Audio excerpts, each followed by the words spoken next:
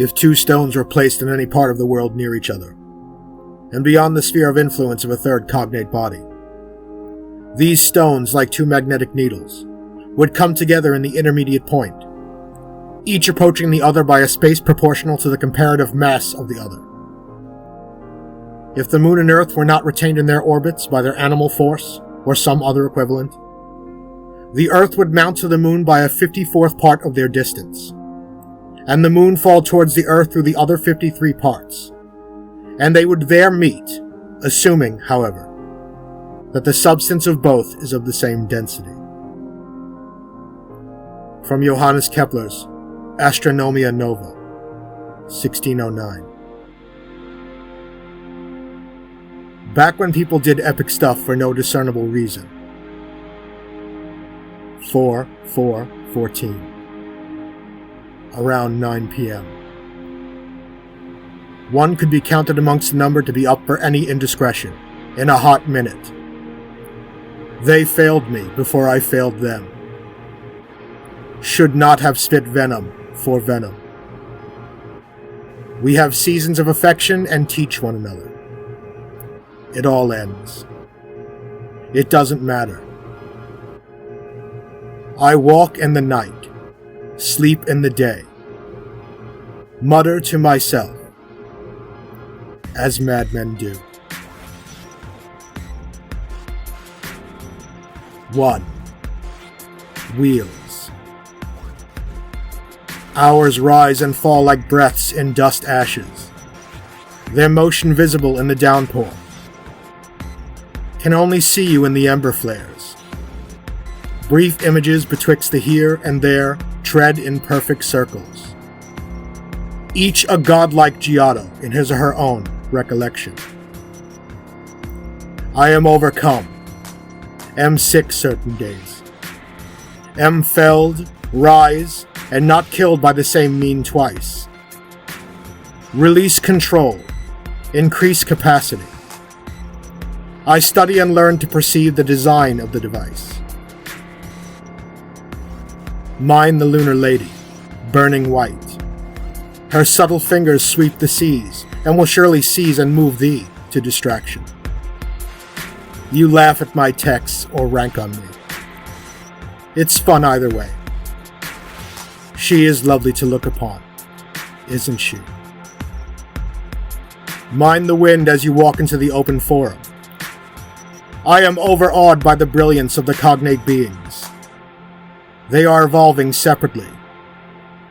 Tired of hating them for hating me. I find greater challenge and capacity than control. In calm acceptance of ever-shifting tongues of the rogues' galleries. Lick wounds, inflict wounds, clash or vibrate cleanly. Moloko with knives. Tongues that reach out, touch the heart, with sometimes crude, sometimes subtle fingers. Tongues that batter you down. 2. Precision. Space collides with time. Their steps miss or press us flat. We stand in the aftermath, in the heel impressions, measuring against one another, plotting fixed points in the vast unknowing. Draw lines in the sand with toes, laugh with distant memory that haunts my lower register. I'm often told that these passages speak to you. So here I am, counting stars on fingers. The hatter, hair, you and I are there, sitting, deep in our cups, eyes focused upon tip of nose. Our certainties runneth our cups over. We do not know each other. Wildly debating or sipping peaceably, staring into space, sighing with exaggerated despondence, cursing, spitting, or discussing the inadequacies of mathematics. I offer you greetings. Comment on the weather. Just glad to be here. Be together. The titans we face are insurmountably strong, immeasurable in the unknowing that we cannot even lay name to that which consumes us in passing. its fury sweeping us up in hoary passage to do battle with something great as itself. 3. Dimensions. There is much sound in the agora, or much silence. The roar of each waits upon me as I step to the center. Under scrutiny, cyclopic glare of the Klieg light overhead. In a group, a gathering, or just two, I perceive you in many ways. Just you and I and this moment we share. A moment to speak and then be consumed.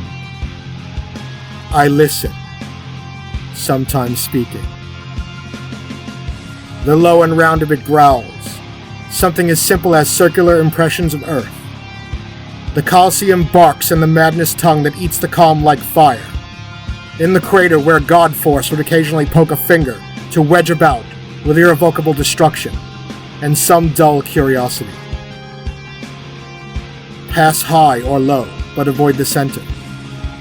That path is sure to be where wrath will come, at the center of its orbit. These are first to be crushed by it. Those who walk into the center of the flame, just to defy it. It comes first for them. Lunatics untrammeled by doubt, reason, or fear hesitation. Unconcerned for the odds or the outcomes, or how others might receive their odd behavior and mutterings, as madmen do. Lovers pass us notes with ghost subtle fingers, scenting doorways where she lingered for a gorgeous, agonizing moment. I take in your movement and the shape of the room. We are gnawed upon of time that eats laterally, piecemeal, then whole. We share scars, beauty of their revelations, and our unique story. I love to read yours, also. Eyes trace lines, fingers on palms, listening, reading, saying how we grew and how we held against circumstance. We are fortunate to forge a path to each other. I stand naked where others are clothed. You perceive me in many ways. We instruct each other. This is what I know of love. 4. Cells. Great lengths of roads in debtor's darkness, in doubt of the simplest truths. Unwilling to allow them to alter the decor of the room your invisible mind cage dwells within. Mine as well, at present. This keeps us parted. We are the incarcerants of the oubliette. This Earth, the known universe, our individual selves. Planets that crash together in orbits that intersect and propel into the us-God we raise like a pyre. Consuming death with fire. A deluge of emotion precedes the event horizon. A tendency to increase entropy as we near. There is acceleration as gravity wells collide and ignite. Thermodynamic juggernauts burning with relativistic gravity. Grappling with unknown, dark energy. We come together, come apart, flow into the next incarnation. You're a living hothouse to me. A tantric yoga that feeds me lust, philosophy, and physics. Energetic bodies alive with exchanges of heat thunder. Our nothing cravings killing some viral air between us with animal power. 5. Intentions. Musings of the composite energy currently ensconced in this chair.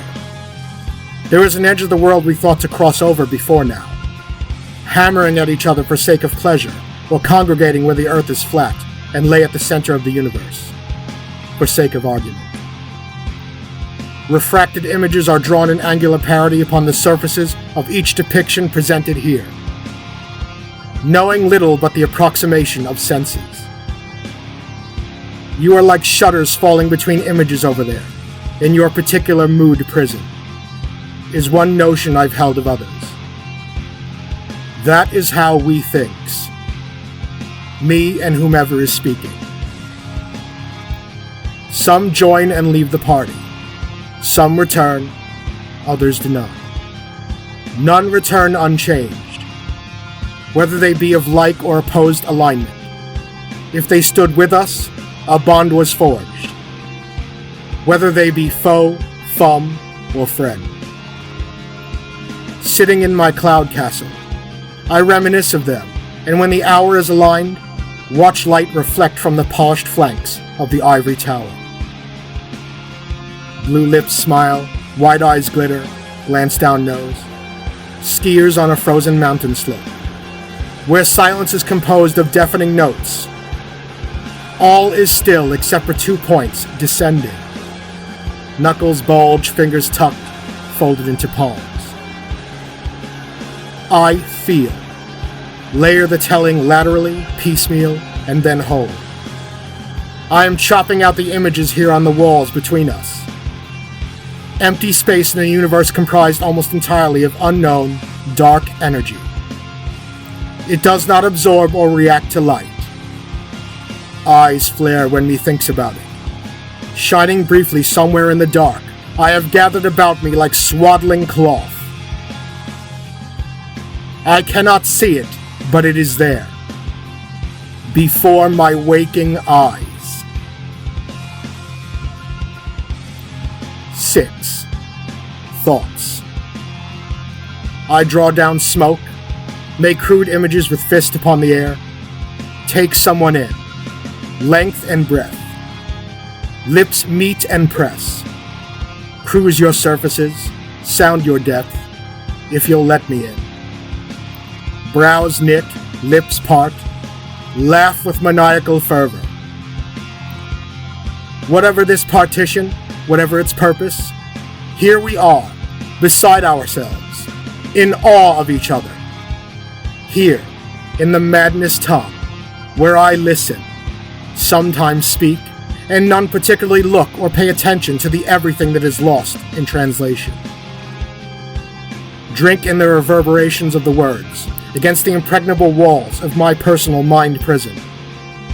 Continue to reach for you with a touch that is sometimes subtle, sometimes crude. Catch your breath. These are my fathoms. Fingers that grasp at nothing. Fingers that batter you down. 7. Fission. In those long days, unaware that I was cleansing, when I did not eat, eyes unblinking, thoughts burning ceaselessly within the ever-fueled furnace of spirit, I was learning. I could live on nothing but water, air, and being. In my first sleep after 12 days, almost 2 long weeks, I dreamed. Ionized gases erupt. There is scattering of light and electromagnetic radiation, dust, ashes, and particulate matter trailing. Ice crystals amass, along with spherical molecules. These exert influence upon each other, hand in hand as they turn. There is music breathing through celestial lungs that burn as orbits form in intricate dances. Come awake with violence after only 30 minutes. Moments in a dream are like hours of instances. It comes together. I am racked with calculations. I live each recollection again in consensus awareness with everything around me.